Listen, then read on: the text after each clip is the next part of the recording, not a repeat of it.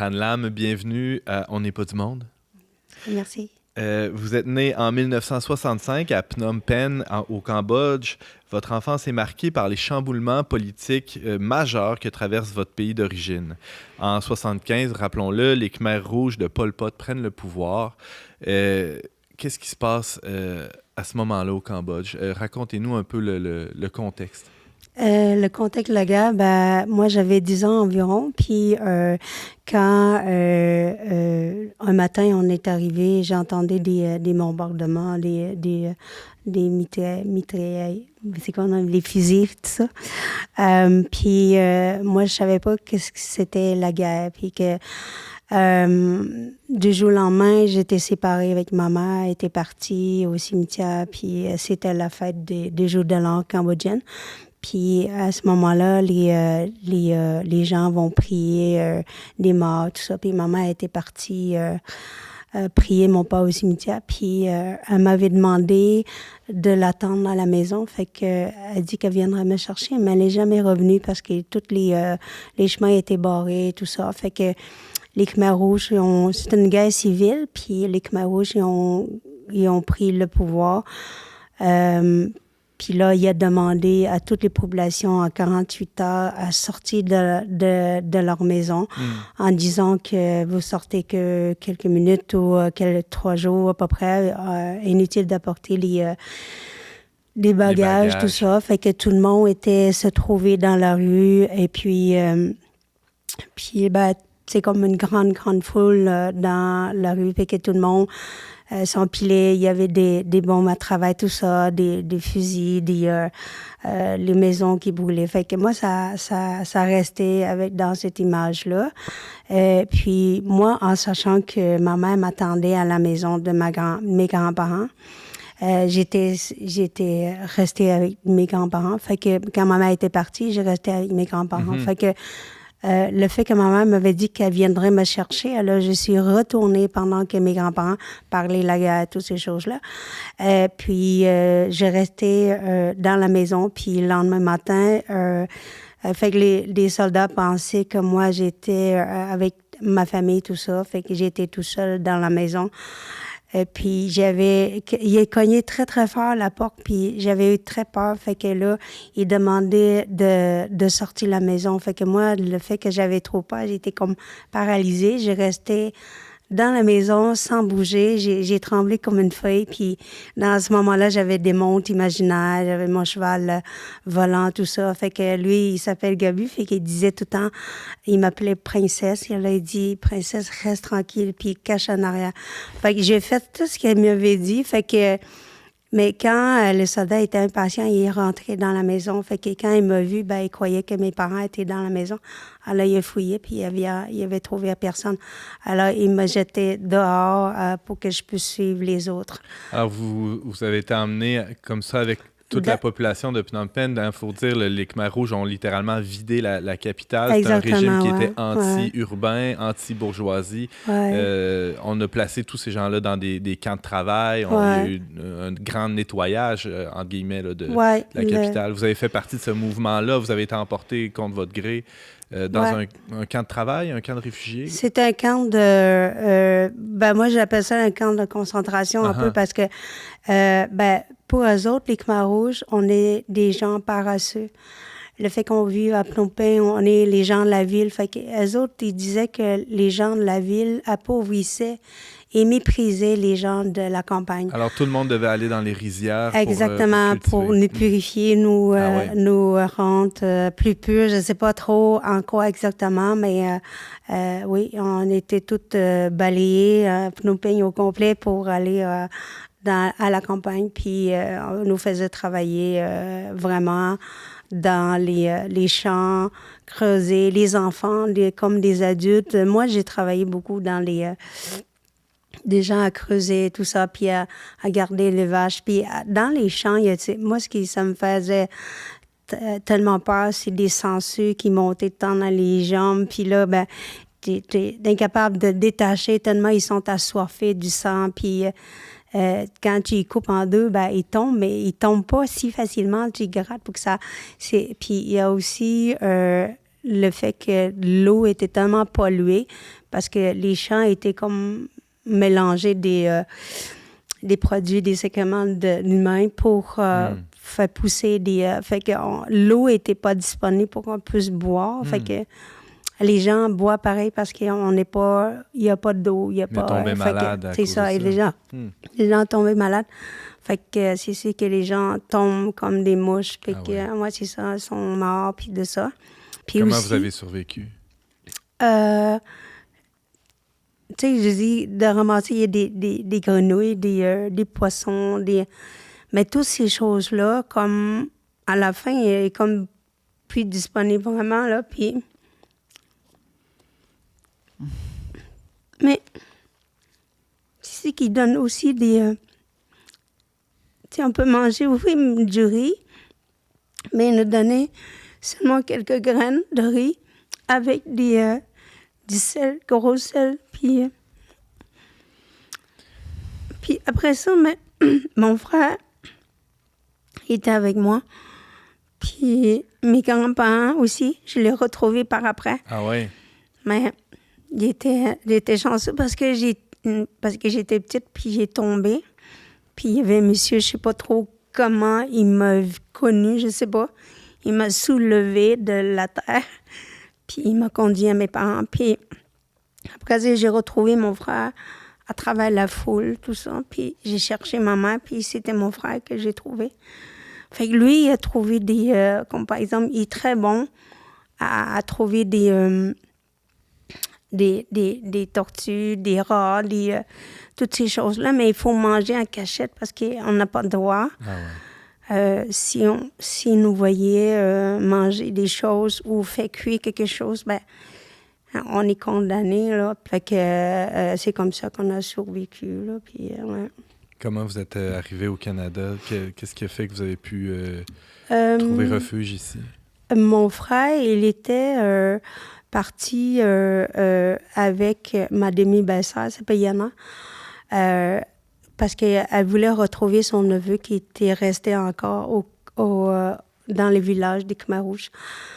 Puis que là, en allant chercher son neveu, ils l'ont découvert en chemin qu'il y avait une camp réfugié proche thaïlandais. Puis, fait que c'est comme ça. Puis mon frère, lui, c'était mon grand frère. Il est parti sans moi, parce que j'étais un fac d'eau pour lui. Fait qu'il est parti sans moi, il était au camp de réfugiés. Puis plus tard, il y en a qui était ma demi-belle-sœur qui était super méchante avec moi. Puis elle est venue me voir. Puis là, je sais pas trop comment elle sait que j'étais là. Puis elle dit, ben suis-moi. Fait que moi, je me suis dit, j'ai rien à perdre. Je me débrouillais. Non, c'est ça.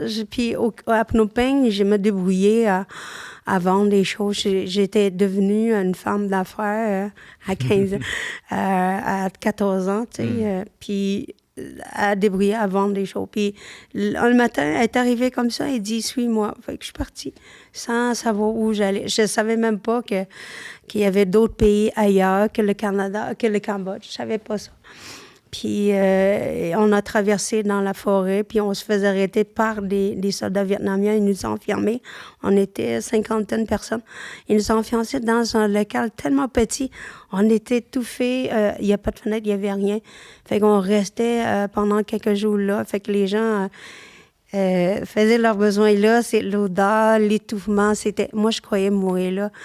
Puis, dans la nuit, un soldat vietnamien qui est arrivé, il disait que, si tu nous donnais des paquets de cigarettes, je vais te laisser passer, mais il faut pas que tu fasses du bruit, parce que si tu fais du bruit, on va tirer sur toi. Les gens vont, les soldats. Fait que, il y en a qui échangeaient les paquets de cigarettes, ils nous libéraient. On est partis dans la forêt, mais on faisait trop de bruit, on avait trop peur.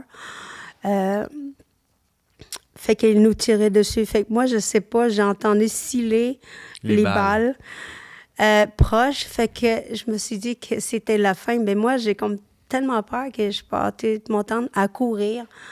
Puis je courais, puis j'avais super peur des serpents parce que pendant la guerre, j'ai tellement vu des serpents que... Fait que dans la forêt, fait que j'ai tellement... en tout cas, j'ai peur. Mais j'avais pas le choix de courir, de suivre les autres. C'était pas question de retourner en arrière. Non. Parce qu'il faut dire, le Vietnam a envahi le Cambodge pour mettre fin au régime des Khmers rouges à l'époque, à la fin des années 70, début 80. Tran Lam, vous suivez cette demi-belle-sœur-là, Yana, jusque dans un camp de réfugiés. C'est ça, oui, on est arrivé. En Thaïlande ou au Vietnam en Thaïlande? Oui, c'est ça. C'est un camp de réfugiés, c'est ça. Puis le fait qu'on a traversé cette forêt-là, mais moi, je savais pas que si, mettons, qu'on prenait une autre forêt, que je savais pas, qu'il y avait des mines anti-personnelles, tout ça, puis qu'on risquait beaucoup plus de ce où on était. Ouais. Puis les camions de Khmer Rouge nous conduisaient au camp des réfugiés. C'est là où on a resté pendant des mois, là. Et là, au moins, on a de l'eau à boire, puis on a du riz, puis on a des poissons. Il faut aller toujours chercher tous les matins, puis oui, on bousculait comme des malades parce qu'on est des survivants. Alors, on a toujours peur de manquer. Fait que ça a resté longtemps. Puis on bousculait pour avoir la nourriture, là, pour manger, puis Puis après ça, au camp, moi, j'ai appris qu'il y a d'autres pays qui voulaient qu'on sorte qui nous accueillent. Qui étaient prêts à vous accueillir. Exactement. Dans le Canada. Le Canada, oui, c'est ça. Puis Yana, elle, ce qu'elle voulait, c'est aller aux États-Unis.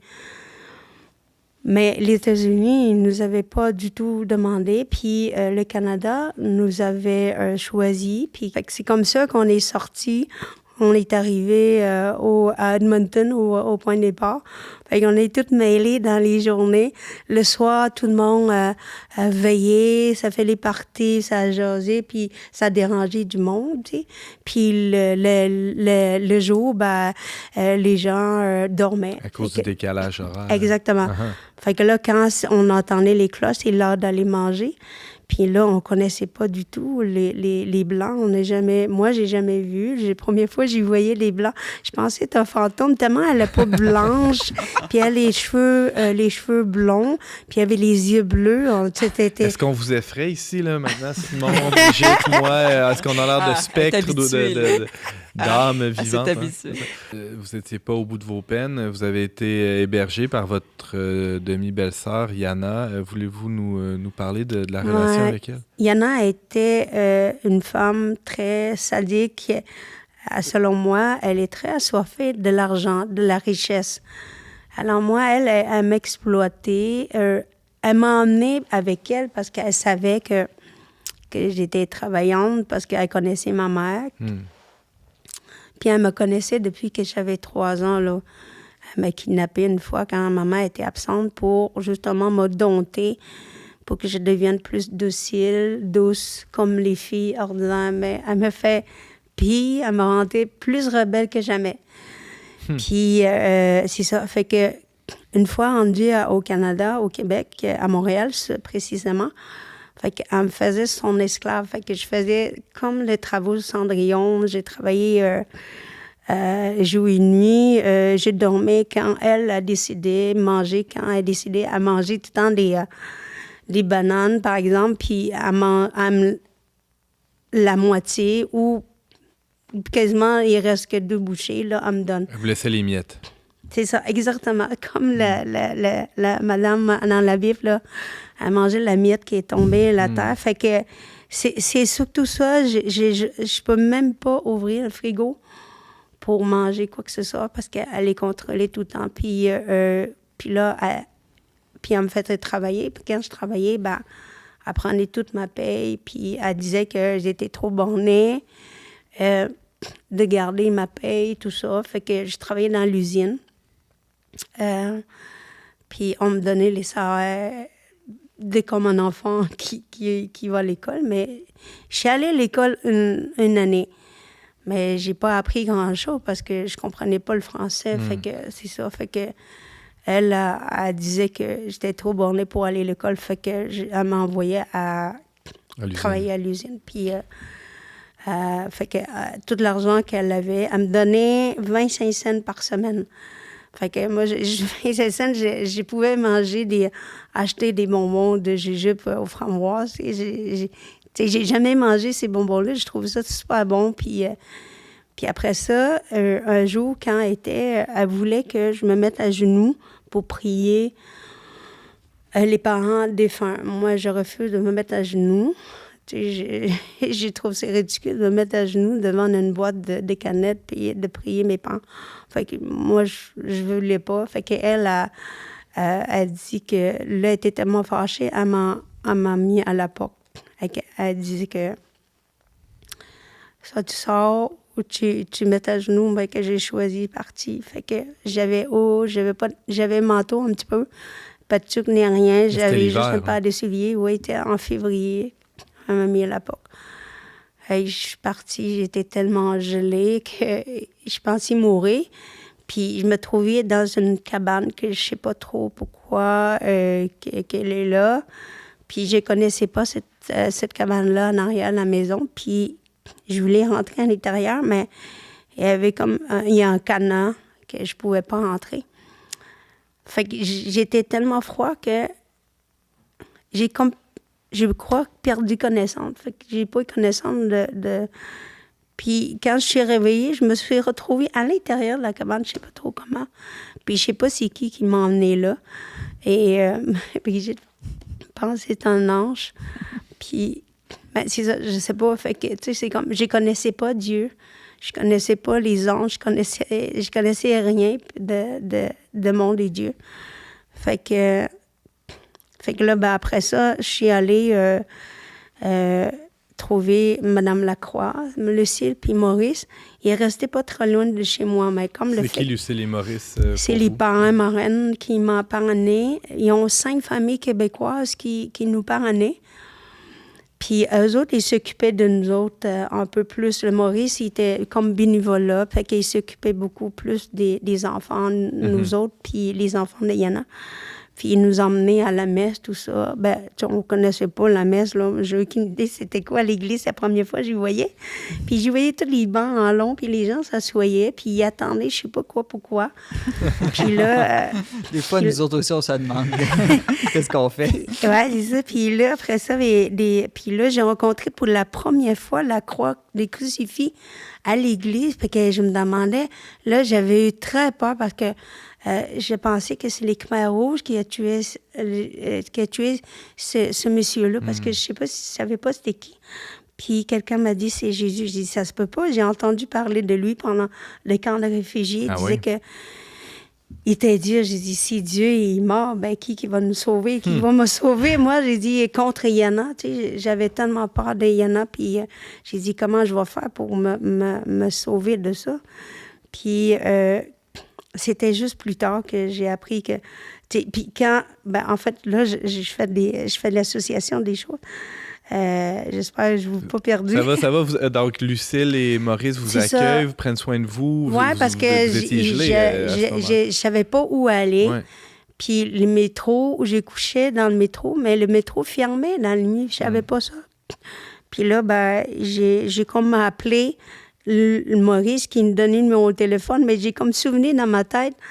Puis j'ai signalé avec le téléphone, puis je voyais pas clair. Fait que après ça, il y a comme... Puis quand il parlait, mais je comprenais pas ce qu'il disait. Fait que je me suis rendue chez lui. Fait que là, j'ai sonné. Je voyais qu'ils sont pas contents, là, parce qu'il était 2 heures du matin ou quelque chose comme ça. Ils étaient pas contents que je dérangeais. Puis quand elle m'a fait rentrer, Lucille, elle m'a fait couler en bain, puis tout ça. Puis le bain est chaud, fait que je me suis déshabillée. Puis que là, ça brûlait tellement dans l'eau que j'ai crié très fort. Elle est rentrée dans la salle de bain. Puis moi, j'ai pas le temps de me cacher. Elle m'a vue. Fait que là, elle voyait là, que j'étais brûlée, tout le corps. Ouais. Puis aussi les blessures que Yana m'a infligées. Ah oui. Elle m'a frappé beaucoup. Puis, fait que c'est là qu'elle a su que Yana m'a maltraitée. Puis elle était pas contente de ça.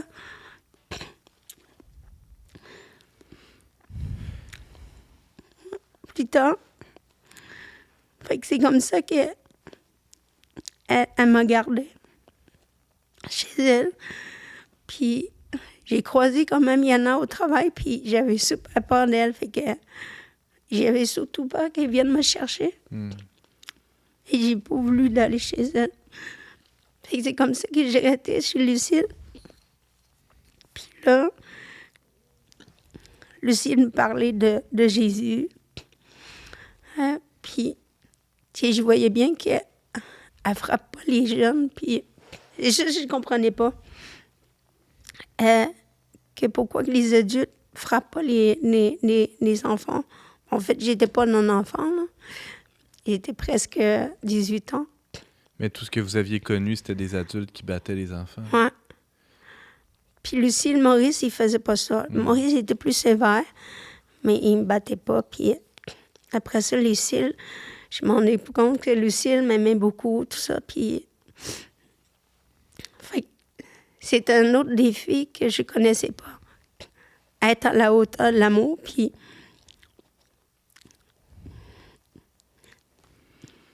quand j'étais avec Yana, je savais comment me comporter.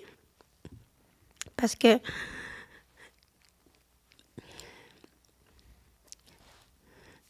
mais quand il y avait la haine, elle n'avait que la haine avec moi. Puis, mais quand face à l'amour, mais je savais pas trop comment me comporter. Fait que c'est pour ça que je savais plus trop comment faire pour être à la hauteur de cet amour-là. Puis à la fin de j'ai habité 2 ans avec elle.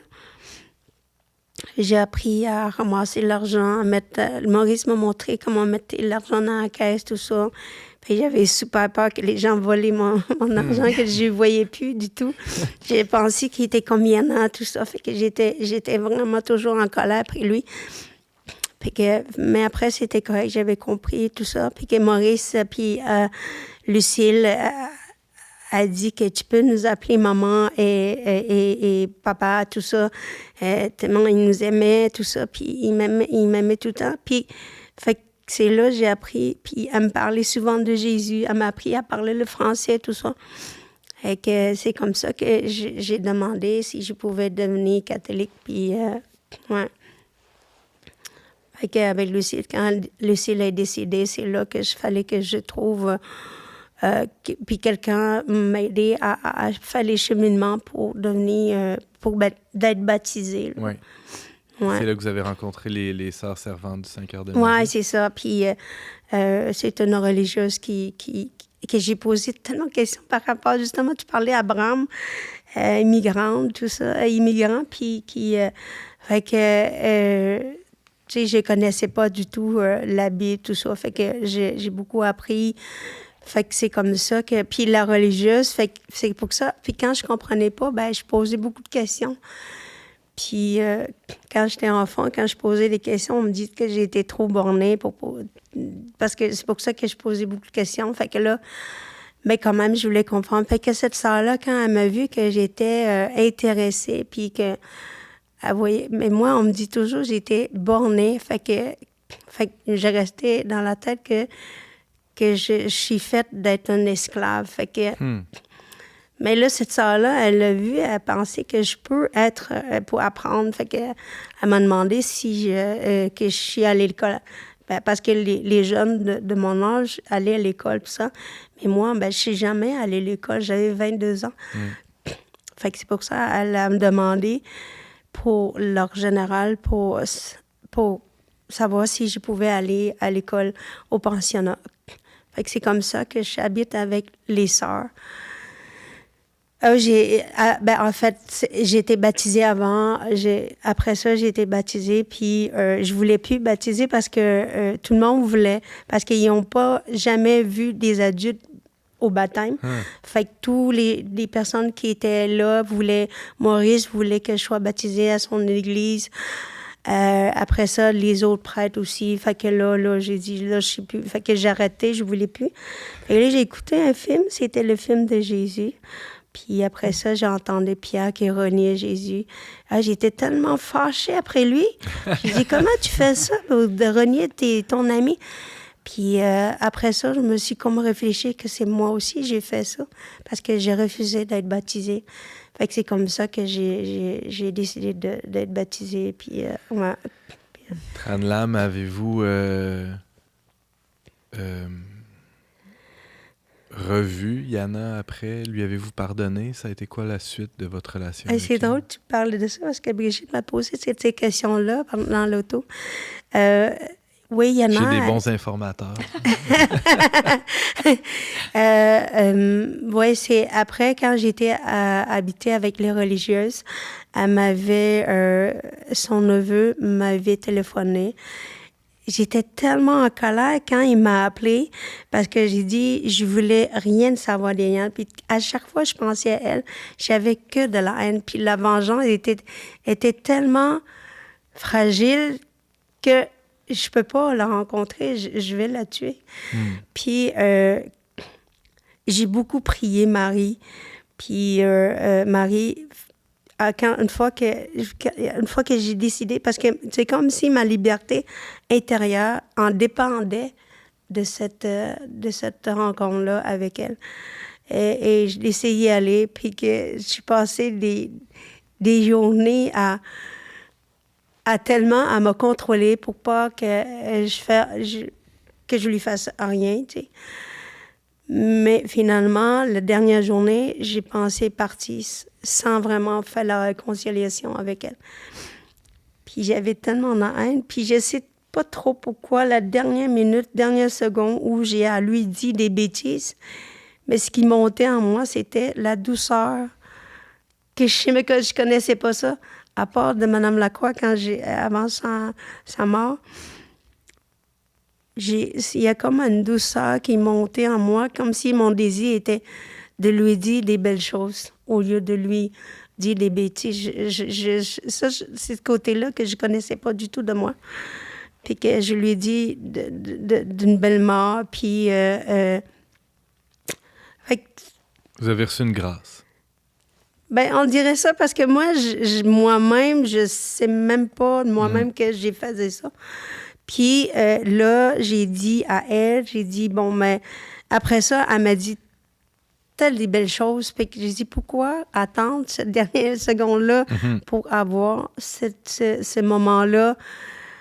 J'ai tellement pleuré, puis elle aussi, puis c'est comme si j'avais l'impression d'être une coquille où tu sais, c'est comme les coquilles, ça a défait de moi, puis la pression était comme tombée. C'est comme ma haine était abandonnée, c'est comme pour elle. Fait que, tu sais, c'est comme, on s'est réconciliés sans savoir, puis j'avais l'impression de vécu de choses tellement magnifiques de ce moment-là, puis... ouais. Ça vous a libéré, ça vous a permis de continuer votre chemin. Tranlam, c'était 1001 vies en une vie. C'est fascinant de vous écouter. Merci beaucoup de nous avoir partagé votre témoignage.